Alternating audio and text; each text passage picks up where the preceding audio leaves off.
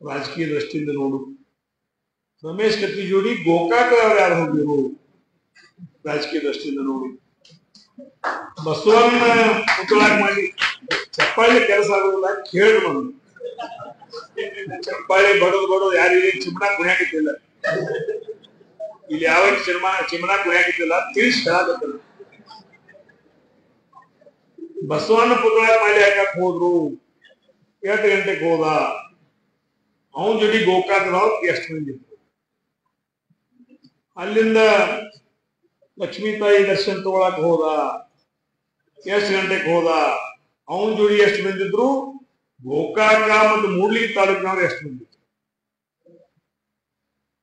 ಅದರ ನಂತರ ರಾಜು ಮುನ್ನೋಳಿಯವ್ರ ಮನೆಗೆ ಹೋದ್ರು. ರಾಜು ಮುನ್ನೋಳಿಯವ್ರ ಮನೆಯಾಗ ಲಿಂಗಾಯತ ಎಷ್ಟು ಬಂದಿದ್ರು, ಬೇರೆ ಜಾತಿಯವ್ರು ಎಷ್ಟು ಬಂದಿದ್ರು. ಅಲ್ಲಿಂದ ಶೂನ್ಯ ಸಂಪಾದನಾ ಮಠಕ್ಕೆ ಹೋದ್ವಿ. ಅಲ್ಲಿ ಸ್ವಾಮಿಗಳು ಇದ್ರು. ಯಾಕಂದ್ರೆ ಒಂದು ಮಾತು, ಇವತ್ತು ಸ್ವಾಮಿಗಳು ಇದ್ರು ಗೊತ್ತಿಲ್ಲ, ಆದ್ರೆ ಸ್ವಾಮಿಗಳು ಇದ್ರು ಇಲ್ಲೋ ಅದು ಒಂದು. ಸ್ವಾಮಿಗಳು ಇದ್ರೆ ರಮೇಶ್ ಗಂಜಿಲಿ ಸ್ವಾಮಿಗಳು ಏನ್ ಮಾತಾಡಿದ್ರು, ಮತ್ತ ಸ್ವಾಮಿಗಳು ರಮೇಶ್ ಗಂಜಿ ಬರೋಕಿದ್ದವ್ರು 8 ಮಂದಿ ಕರ್ಸ್ಕೊಂಡು ಕೂತಿದ್ದ. ಅಲ್ಲಿಂದ ಎದ್ದ ನಂತರ ಅದು ಸದಾ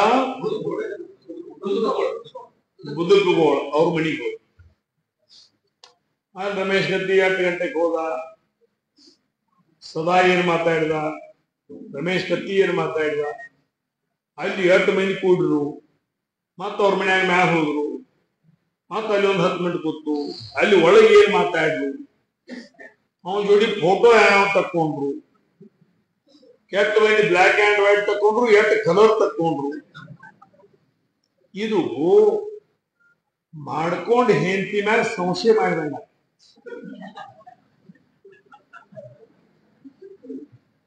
ಮಾಡ್ಕೊಂಡು ಹೆಂಡತಿ ಮ್ಯಾಗ ಸಂಶಯ ಮಾಡಿ, ಮತ್ ಮಾಡ್ಕೊಂಡು ಹೆಂಡತಿ ಮ್ಯಾಗ ನೀವು ಸಂಶಯ ಮಾಡಿರಂದ್ರ ಮರುದಿವ್ಸ ಮುಂಜಾನೆ ನೀವು ಕಣ್ಣ ತೆಗೆದಿಲ್ಲ.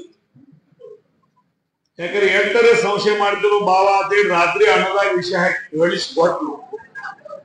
ನೀನ ಹೌದ.